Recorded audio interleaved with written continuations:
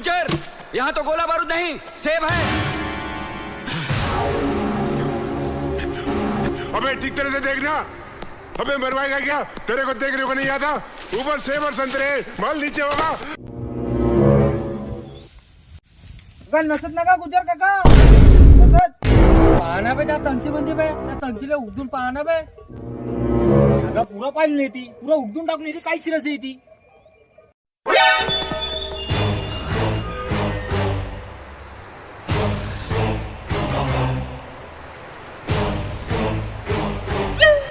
तुम्हाला ते फक्त हेपलावच्या दिसते.